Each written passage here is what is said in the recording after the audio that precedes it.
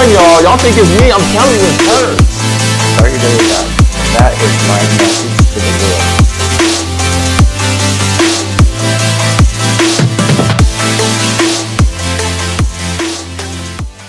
Welcome to the Inspiring with Purpose podcast. I'm Mondo Davis, and I am so excited to have you here. We have Hunter Swain and his lovely wife, Georgia Swain. I met them in Miami a few weeks ago at the Great American Speak Off. Learned that he's had a great history in business. Also is still in business right now. Also came out of being an athlete, and that's where he and I really hit it off as former football players. Went into ministry and now has a very successful 8+ figure business that he and his wife run together. And I'm looking forward to everything that they're going to impart to you. So if you're listening right now, buckle your seatbelts. It's going to be absolutely amazing. This is a dynamic couple, and I'm really excited about having them on the podcast. Hunter and Georgia, welcome. We're so excited to have y'all. Man, thanks for having us, Mondo. Mondo's the man. I know your biceps are taking up half of your frame, bro, but you look good. We're excited to be here, man. We missed your wife not being here, but man, yeah, next time. Yes. So, and so excited about you guys, man. So I want to jump right in. First of all, Georgia, I heard a little accent even in your laugh. Tell everyone where you're from. I love to hear you guys' story, Hunter, as well, and how you guys met. So let's get into a little background and share with everybody where you guys are from and how y'all come together. There you go. I cannot hide it. I have a very thick accent. I am from Brazil, born and raised. I came to America when I was 17 and to go to Christ for the Nations, and that's where I originally met Hunter 6 months after I first moved. Yep. So yeah. In 2015. 2015. Yeah. So she gives such a short story of herself, but she's got an amazing story. So we're like exact opposite. She was like raised in church. Grandma was a pastor. Love the Lord. Delivery pastor, like with fire. Yeah. I saw casting demons and all that stuff. Come on, baby. That Pentecostal. Woo. Yeah. Oh yeah. We went on vacation with her grandma and she like casted a demon out of a lady. Like it was crazy. It was great. Oh my God. I've seen a lot of stuff. Yeah, it's real. so, The spiritual world is real. It is real. It is real. And so our paths kind of crossed in 2015. Before then, I was an athlete. I don't know if we want to get into that already. Yeah, dive into it. Absolutely. Let's go there. So yeah, man. I mean, essentially most of my life was in sports, man. Basketball was always my sport, to be honest. That was my love and passion from like 5 years old. And then, I don't know, I think I got to like maybe 13 or 14 and I realized like, I'm probably not going to be taller than 6'3", and I've never seen a 6'3" big man. And I always played the 4 or 5. So I was like, man, I should probably just focus solely on football. And so I did, and it turned out, well for me, man, and started, sophomore, junior, senior year at Saxe here near Dallas, which is a 6A school, and was a captain for 2 years, played defensive line, started getting recruited. I got hurt my junior year, which was kind of like bummer, right? Yeah, how'd you get hurt? What'd you hurt? So man, I tore my MCL. So the junior year sucked. So like sophomore year, I was a sophomore on varsity. It was great, man. Had a good year for a sophomore. I think I was all district honorable mention. And so went on junior year. It was supposed to be like, breakout year. I was a junior. I was a captain. And man, literally the practice before our first game, man, tore my MCL. Ooh. So missed like almost all of the season, probably like 5, 6. Well, I missed like 6 games. Came back in towards the end of the year, played 4 games. So I had 4 games, and then I broke my ankle. Literally, so this is crazy story. So I'll share it because you're a sports guy. So we were up. We had already clinched the playoffs, and we were beating this team, bro. We were up by 28, already clinched, right? Beating them by 28. Coach took all the starters out, and then, the second and third team started getting the score, like run up on them a little bit. So the other team was catching up. So we got within like, a touchdown. I think it's like 10 points. And coach put all the starters back in. I had already had my pads off, helmet, everything. Put us back in, went back out there. I broke my ankle, missed playoffs. And so then that was like, I was like, I had no tape to send out to the college coaches, right? Wow. 4 games. Thankfully, man, I sent that out and I got, a couple offers and then went into senior year, had a good senior year, signed, did everything. And then, man, I had this encounter with God right before my senior year was over. I was invited to a home Bible study group, and I just had this encounter with God, man. And I was like, man, I don't want to play ball anymore. Like I want to devote my life to helping other people, realize the same things that have changed me, and that's the gospel. And so yeah, man, I just started feeling this call to ministry. And long story short, to sum it all up, I gave it all up, and then I went to Christ for the Nations where I met her. So very long story, but yeah. Wow. So you literally get a full scholarship to play football after tearing your MCL and having 4 games that have tape to go out. And these college scouts see the tape of 4 games, bro. Those must have been some amazing games, bro. You must have. I guess so. I ended up with 6 before my senior year. So yeah, it was. Wow. I don't know what it was, man, but it You was was good at it. I've actually never shared this in public. I'll share this. Yeah. I was waiting on my first offer. You know how a lot of people shown interest, and you're going to junior days and all that. And I never forget. I was like, man, like I haven't got my first offer yet. I want to go into my senior year with an offer. So back then, Facebook was a big deal for the college coaches. And I said, so-and-so, I found some random university in Southern California. And I said, so-and-so university just offered me my first scholarship. And I totally lied. The next day, ULM, UTEP, University of New Mexico, they're all calling me and they're like, hey, we want to offer you a scholarship. Put the pressure on them. I love it. Put the pressure on them, bro. Yeah. So I met a kid the other day. I was like, hey, man. He's like, man, I haven't got any looks. I said, man, just lie a little bit. Just lie a little bit. I don't know. I think that's a perfect segue into going into ministry. Yeah. Yeah, man. That's awesome. Yeah. I love it. Yeah. I love it. So you turn down, you had this encounter with God, and you turn down these scholarships, and you're like, hey, I'm going to go pursue ministry. I mean, are you thinking I'm just going to go and, get a job in ministry, become a pastor, and then you meet Georgia in the preparation process at Christ for the Nations. Yeah. So talk about that process and then how you felt after declining a scholarship. Bro, so I started getting that sense that like, man, this is not for me. Like I couldn't put my finger on it, but I had this grieving in my heart that was like, it was almost as if like I knew if I would have went, I was going to be so broken. Like I don't know how to, how that feeling, like, if you're going to disobey God, it's like there's something that's right. And so I was just like, Spirit. It was the Holy Spirit. It was. Wow. Yeah. And I'll never forget, my mom came to me and she said, son, she's like, are you going just because it's a full ride? Like, or are you going because you really want to play football? I was like, yeah, I don't want to play football. I'm going because it's the wise thing to do. Wow. And so, man, I just started praying and fasted for the first time. And I realized, like, you know what? Like, I want to be in ministry. And it just started getting confirmed, right? And so I made the decision. I remember I called the coach up, dude, which was like, crazy. And I said, knowing you were scared for the scholarship. Oh.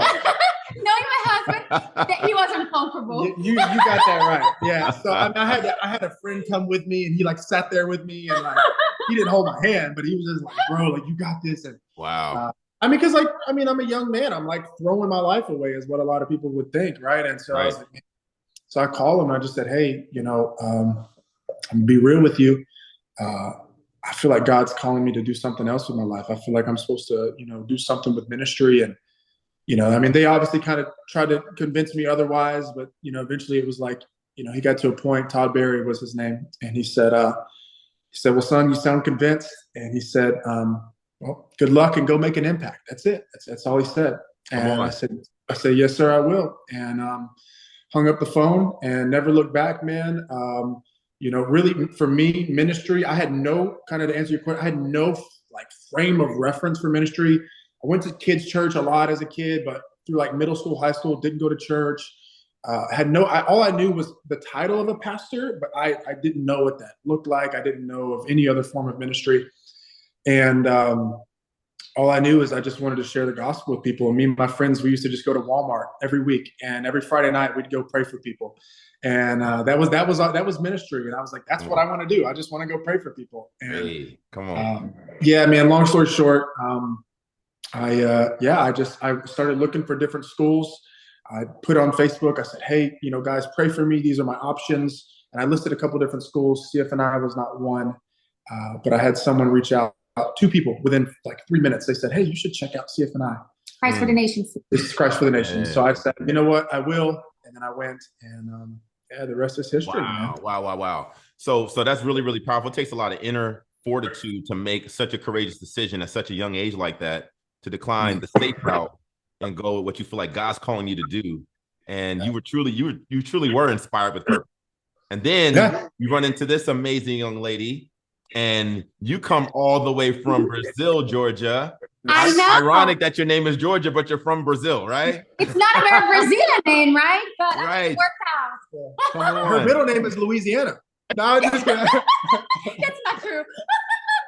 I'm kidding. That is awesome. Or it would have been better if it was Mississippi. Yeah. That's awesome. So Georgia, tell us about what brought you from Brazil to Christ for the Nations. You're growing up in this Pentecostal, on fire for the Lord type of home, casting out demons, slaying giants, and then you decide to move and go to Christ for the Nations. So tell us about that journey, because that's a big decision, especially at such a young age, right? Yeah, and I think I will actually go back a little bit on when my mom decided my name was going to be Georgia. And I think it's very interesting because I really believe the Lord knew back then. Georgia is not a very common Brazilian name, and just naming me an American name where I could feel comfortable, sharing it. So my sister, for an example, she is called Manuela. So it's a very difficult name. Everywhere she goes, it's just a trouble. You know what I mean? Not that it's wrong, but I think that the Lord knew back then where my path would be at. Maybe not. Maybe I'm just spiritualizing things, but I truly believe there was a purpose even on the name. And when I was about 17, I had a very comfortable life in Brazil. And my mom, actually, she was really empowered and encouraged on bringing me to Christ for the Nations. It was actually not on my own decision. I had a boyfriend back then, and the whole in love thing, I didn't want to leave the country. I was very closed hard for coming to America.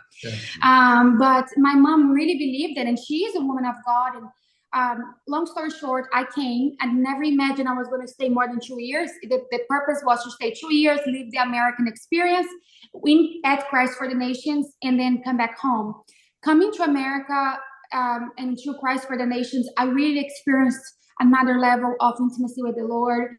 I found myself in different perspectives, and it was a really beautiful moment for me. And I realized I want to stay more in this college. I never really thought about staying in America. Honestly, like I said, I had a very comfortable life in Brazil. So I just got very involved in school. I started becoming a student council and just really loved the Lord.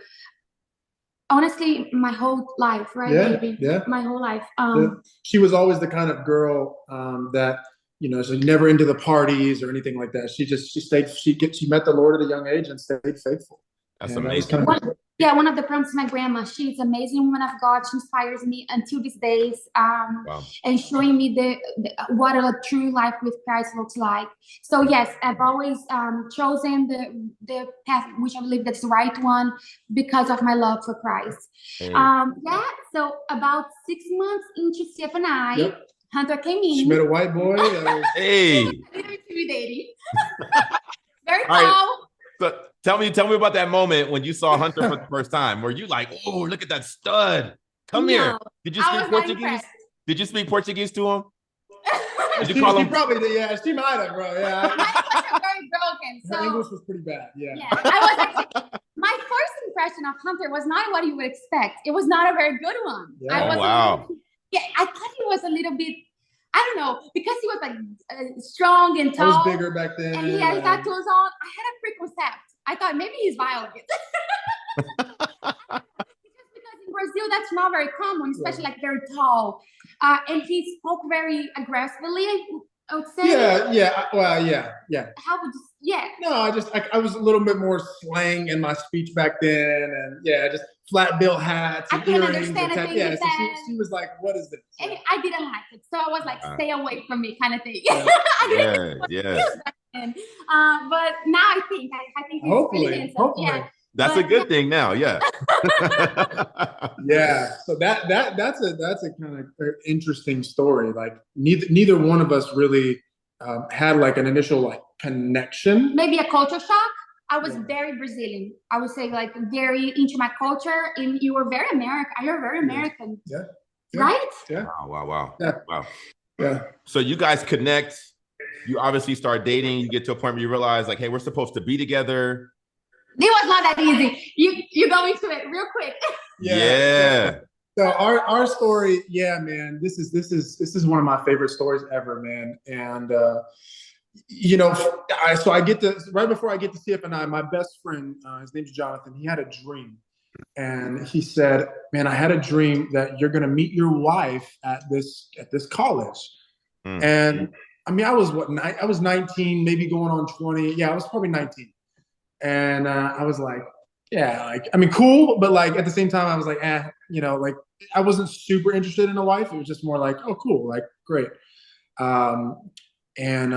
Yeah, so you know, but when I get there, like the first couple weeks, I am kind of like my radar is kind of like, oh, is that gonna be my wife? He's Is that gonna finding the cute girls, and Yeah.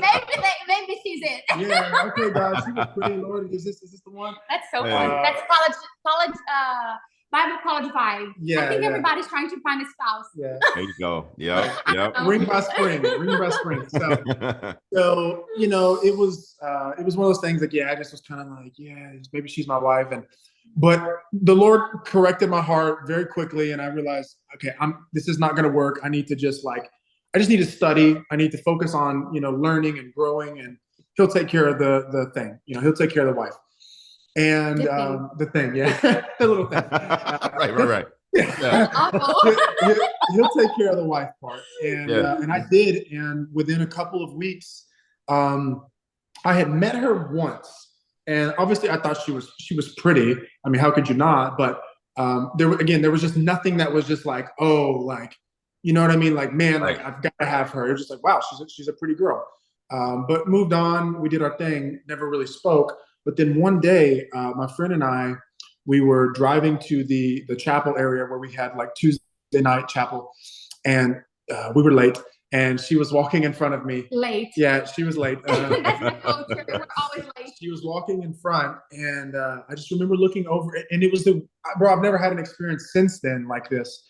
And I just had this sense, and I looked over and I said, I think I'm gonna marry that girl. Wow. And he's like, what? Are you serious? And I'm like, dude, I don't know what it is. I just have this feeling that she's gonna be my wife. And so like I went inside to get a better look because I didn't recognize that it was the girl that I had met previously.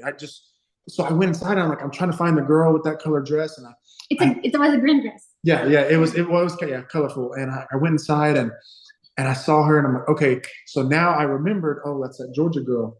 So I just prayed about it, and man, the Lord just started speaking to me, giving me dreams about us like flying on a plane together, which like, you know, I just represented like, you know, doing things together. And my mom had a dream and described this girl with dark hair, dark skin, not like black skin, but like tan skin. I used to get back then. Yeah.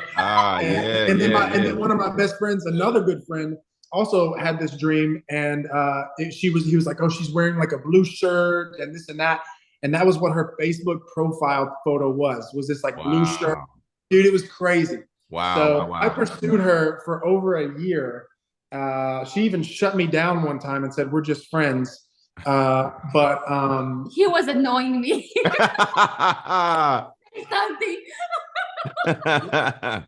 Hey, I was just trying to do God's will, right? I'm like, God, you said it.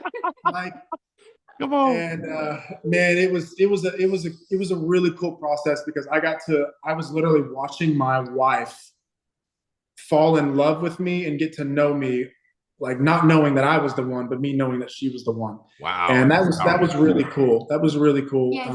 In all its ups and downs. And yeah, man, we dated for about 2 years or so, and then got married in December of 18. So I love it. yeah, yes. Congratulations. So it's been almost 5 years.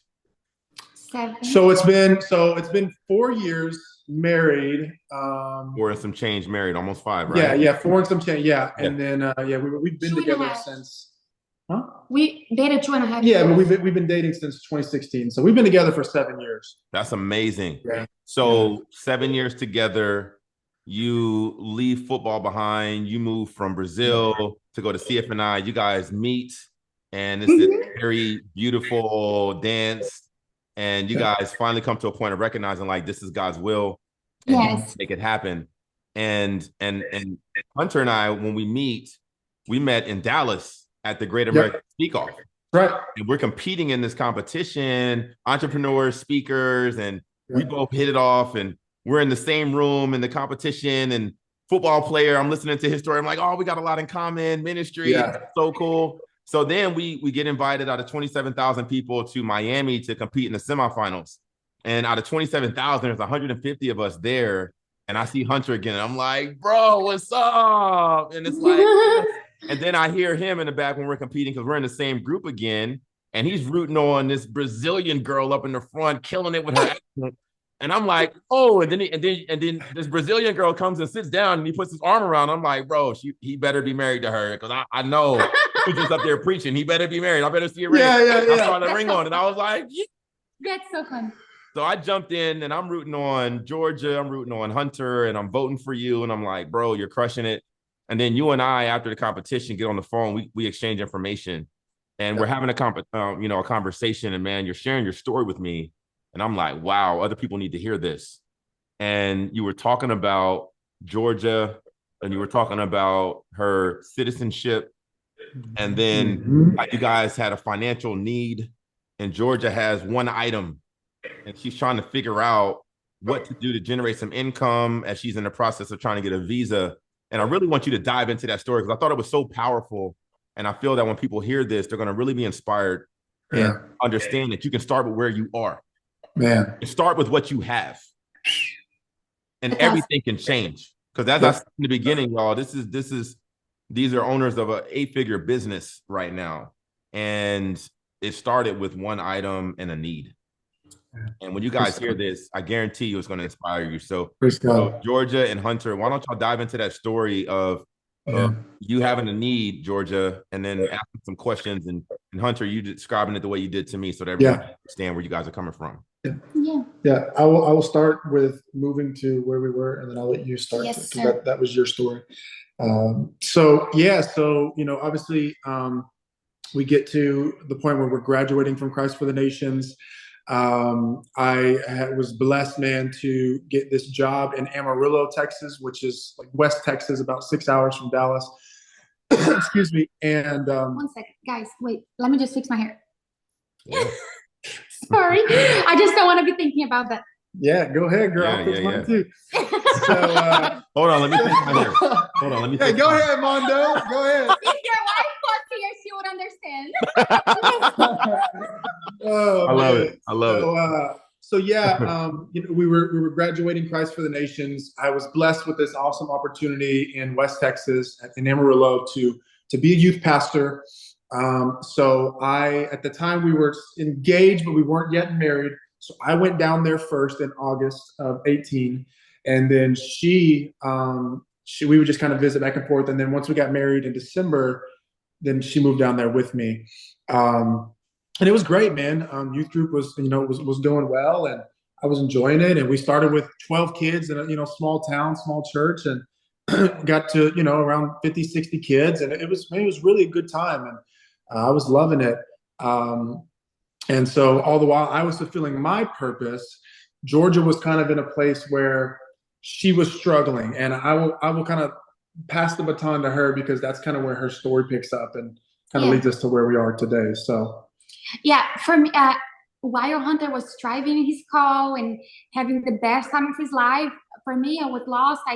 I'm really a very small town, so being from another country, there was a huge culture shock where I was out of place for many people, and I also felt like I didn't click and they didn't click with me kind of thing. It's just different culture. Whenever it comes to a small town, they're not used to people from outside. It's different than a big city. It's a different, very different. She really had a hard time in Amarillo, but I remember while being in Amarillo, I told Hunter, we're going to stay here because I know that it is God's calling. Yes. I remember being very faithful on where we were, even though I was not in the place I wanted to be. And I think that's something very important to kind of highlight sometimes, especially the young generation. We want because we were getting offers to be at bigger churches and things like that. Yes. And we were like, no, this is I remember, I think that us as a young generation, we're always looking for what's more convenient and what feels better. And I truly believe that our hearts back then has really blessed where we are today. Even for you, Hunter, I remember that he had better opportunities, bigger churches, whatever. But he said, this is where I'm supposed to be and this is where I'm going to be. Same with me. I didn't enjoy where we were really, but we were there faithfully. And we put our hearts there because that's where the Lord wanted us to be. I remember I couldn't technically work. So what I was really doing was babysitting. I did that back in Dallas as well. By the way, I did say that on my green card interview, just leaving that clear. Because you're not technically supposed to work, but she let them know. Yeah. Because I wasn't a student visa. But anyways. I was just like doing some babysitting on the side. And that's really it. And I knew I was called for more, right? I mean, I've always been a very hardworking person. I just had a big drive for many things. But I was very limited. When you cannot officially work, there's not much you can do, right? So I was doing some babysitting. And so where do I go from here? So then she got to a point where, she just was like, man, like I'm so unfulfilled. And I felt sad. Yeah. And so I think what happened was she was just kind of looking for something fun. So she just wanted to buy a bag for herself, right? Like this was not even a business thing yet. Actually, I never said that to nobody. Okay. I remember one thing. This is how it started. I found a Louis Vuitton phone case that was broken. Anyways, I bought it. Yes. I had some money aside from babysitting, $2,000 on my bank. This lady offered me, I never shared that with nobody, a phone case from Louis Vuitton. It was not clicking. I knew whenever she was selling that it was not clicking, but she was telling me that was working fine. I knew it wasn't. But my idea was, I'm going to buy this phone case, I'll bring it to Louis Vuitton, and they're going to give me a store credit. And I did that. So I paid $400 for that phone case. I brought it to Louis Vuitton because Louis Vuitton really give guarantee for things that it's broken. Fairly so. It's a luxury brand. Yeah.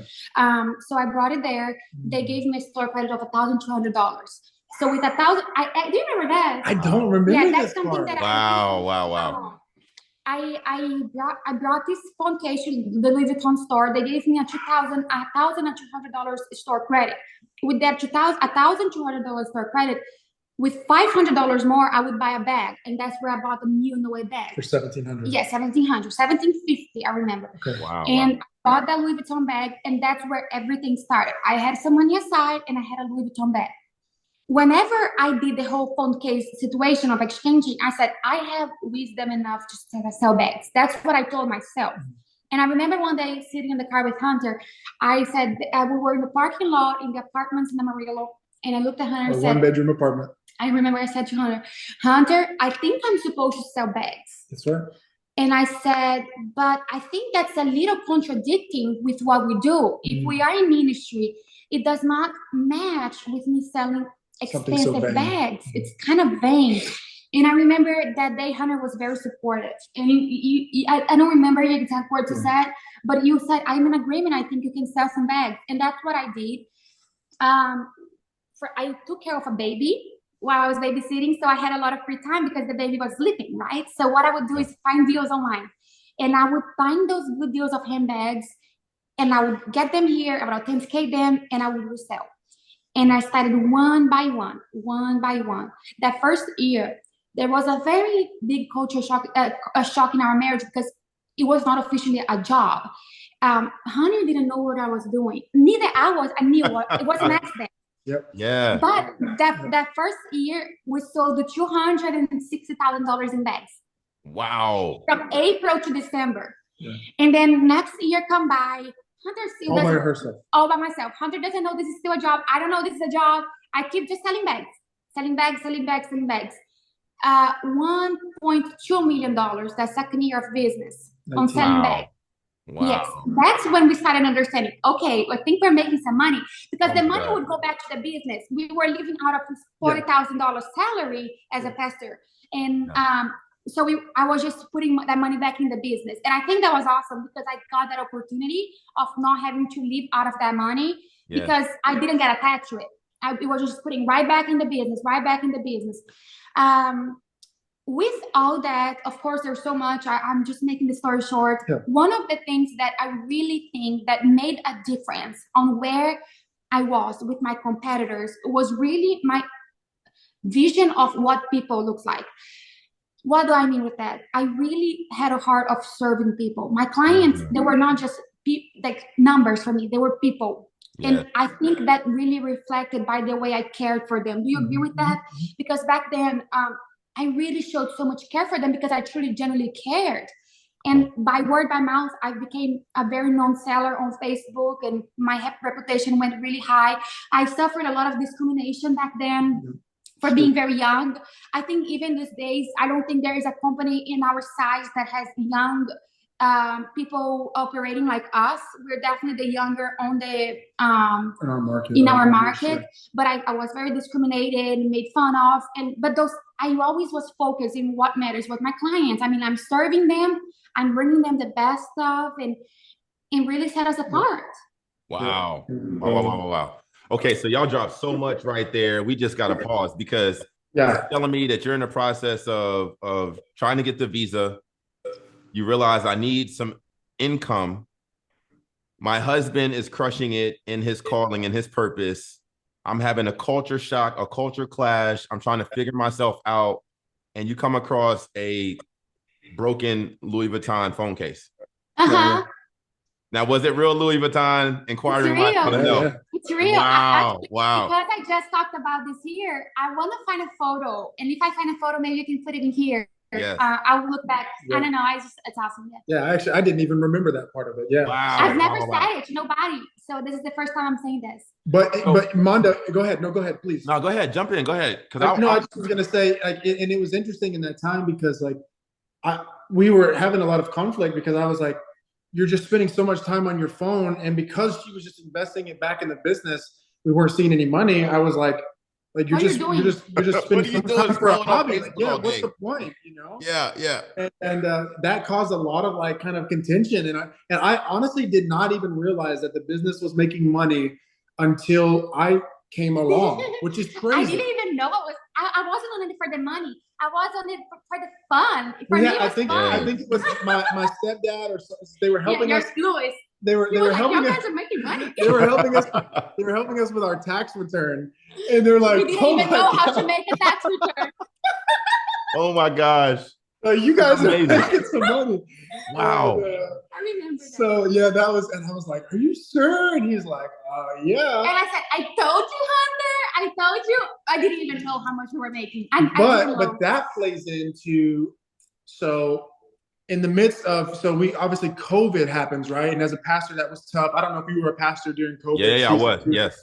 Crazy time, especially to be a pastor or anything that involves one-on-one but man, literally. We opened the church back up that summer, and our youth group exploded more than it ever did. And in the midst of all of that, I'll never forget, I was in my prayer time, and I felt like God spoke to me and said, you need to prepare for takeoff because your assignment is changing. And to me, that was what? No, because at first I'm like, okay, maybe God's just going to do something different in the church and blah, blah, blah. I was like, God, we're seeing growth. And he's like, no, something's going to change. All right. And so, man, long story short, through a lot of prayer and counsel, we realized that, we're supposed to move. And can I say something? You can say something. While he was having that, understanding from God, I was already not ready to leave. I was ready to leave. Oh, she was so ready to leave. Yeah. I was go back to Dallas And I love the kids, you know, from the church, but Yeah. for me, it was really difficult living in Amarillo. It really Yeah, was. it was. It's been real. She was very, man, she was really a trooper out there. But yeah, so, and it was just this feeling like, yeah, we're supposed to, you know, and I was like, okay, maybe there's, you know, maybe there's a church back home, because we felt like Dallas was the place. Like we weren't sure why. We just said, let's just move back to Dallas. And I'm just thinking, yeah, when I get back, you know, I got a lot of friends with churches, you know, I'll get on the staff somewhere. Right. And as we already talked with my pastor out there and everything, and he blessed us leaving. And in that process, she came to me one day and said, hey, I feel like you're supposed to, you know, help lead this business. And I'm like, girl, you're crazy. Like I want to say something. I'm a about pastor. What do you mean? Yeah. So go ahead. I want to say something about that, because actually, I think you were about to say something. Then I didn't go back to it. No. Go ahead. Go ahead. You're good. Yeah. Are you sure? Yeah. So whenever we were in Amarillo and the business was starting to grow, and I realized that 1.2 million time business, I started realizing that in a couple fights we had some kind of. I pointed out my fingers to him and said, but I make more money. I said that I think twice. And one time I was thinking, and that really bothered me that I said it, even thought that.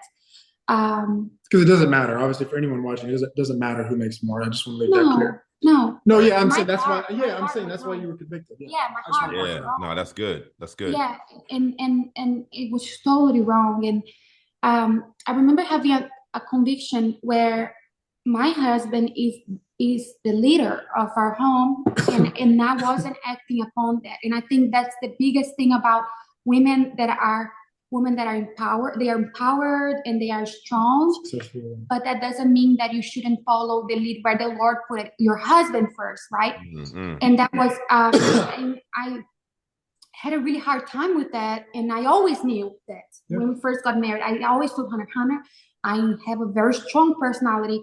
I need you to lead because I'm gonna take over. And if I don't pay attention, and that's exactly what was happening there.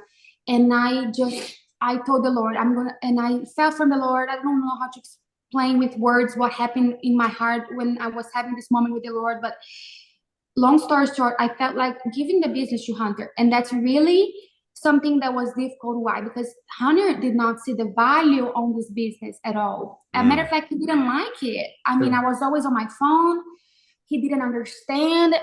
Hunter did not grow up with luxury like I did. So it was a urban middle-class guy that never really encountered the luxury.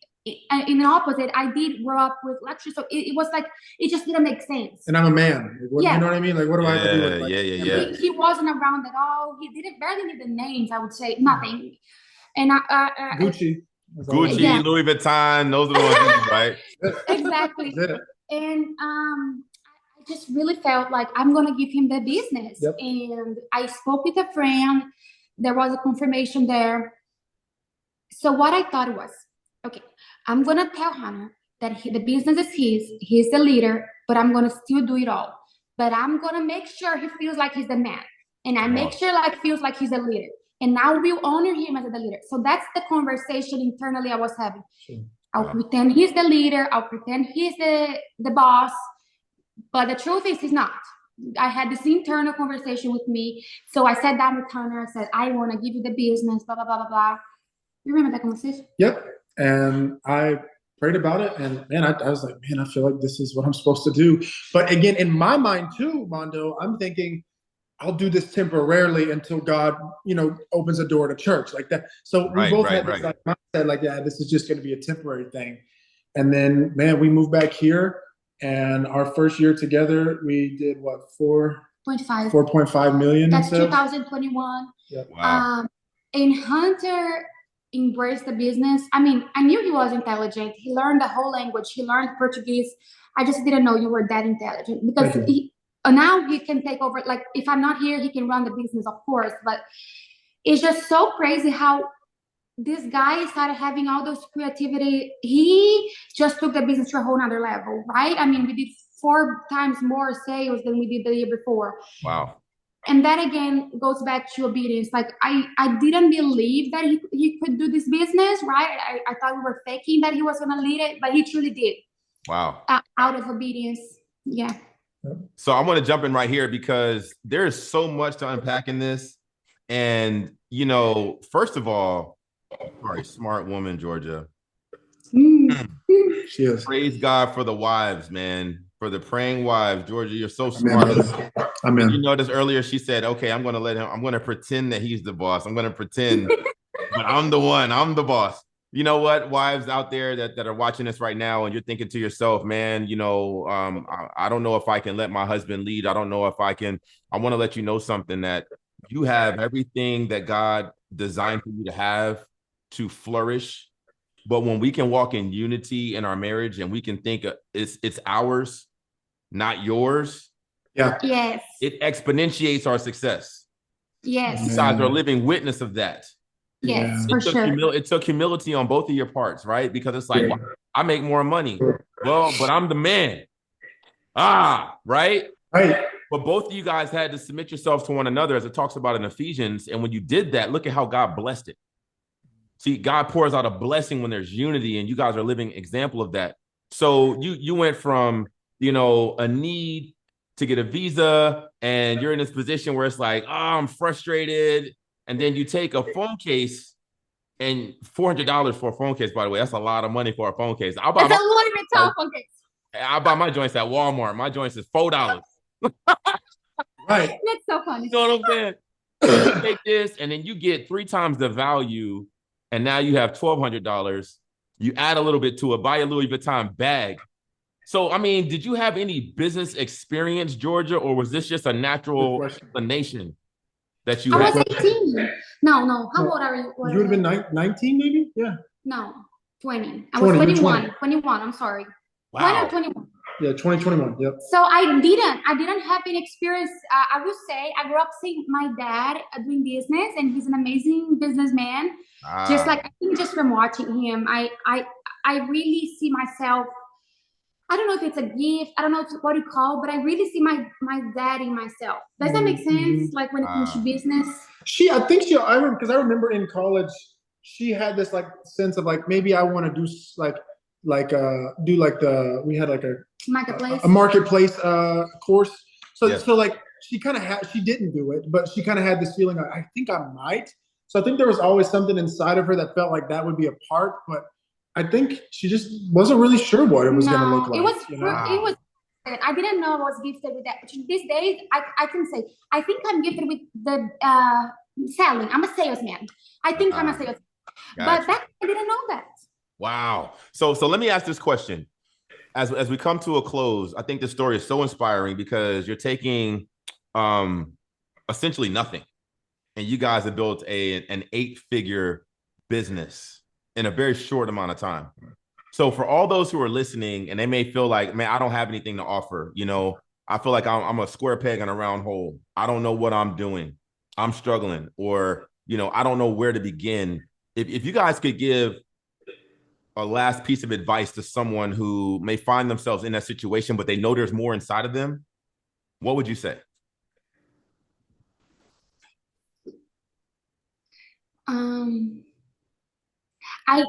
I would say for many people, I think it's just what I want to say is I truly believed on myself, even though at the time I did not have anybody believing on me. Knowing my own identity with the Lord, it truly helped me to stand in the ground and say, I can do this. Do you agree or no? Mm-hmm. But I don't think that's the best answer. Repeat the question one more time because I want to make sure.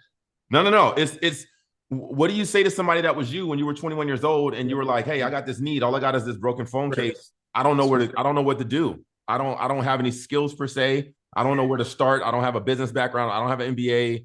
You know, I don't even know what to do. Where do I start? What would you say to that person? I had no fear of rejection. I think that's the biggest thing because honestly, I will be honest with you, even going to the Louis Vuitton store with that broken phone case was very intimidating. Why was that?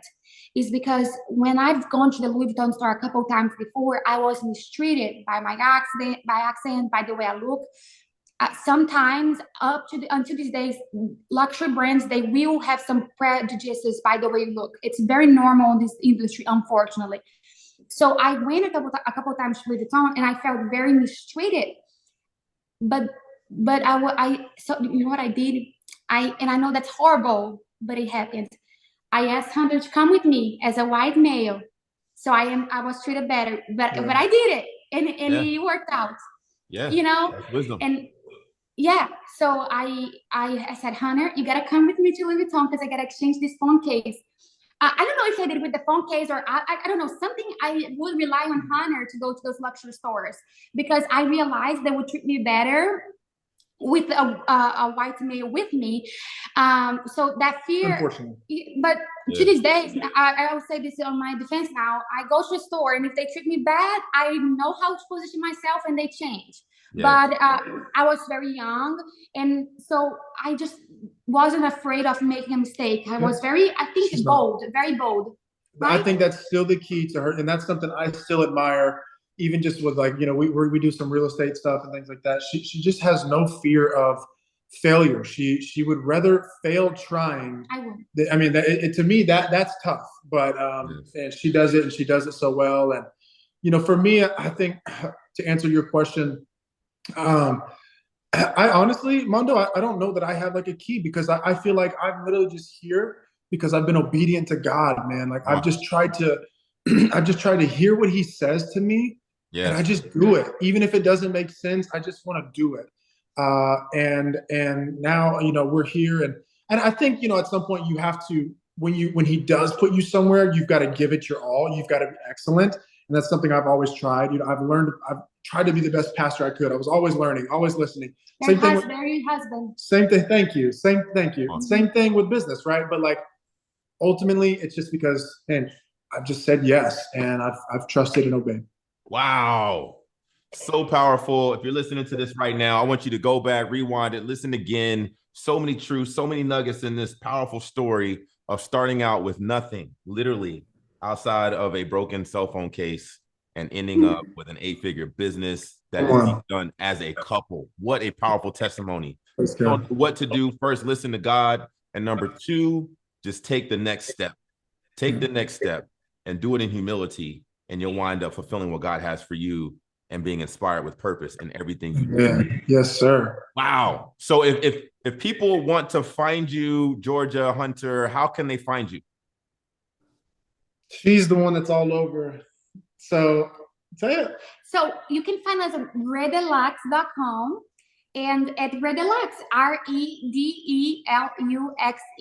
And yes, you're gonna see my face more because I'm a woman and I model that. She's the face of the brand, and she's also, but listen, her personal page, her personal TikTok, Georgia Swain. I mean, YouTube. She does all that stuff, and she does it really well. I have Instagram, but I'm just right now. I'm in a season where I'm just kind of like taking the behind the scenes, and I'm okay with that. So follow her. Yeah, man. Beautiful. Well, thank y'all so much for being here. And thank you so much for joining us here on the Inspiring with Purpose podcast. Just remember that each of us were born with a solution to someone else's problem. Yes. We step into that solution individually, collectively, we can change the world. God bless. Yes. Look forward to seeing you in our next episode. Don't forget to like, subscribe, and share. God bless. God bless.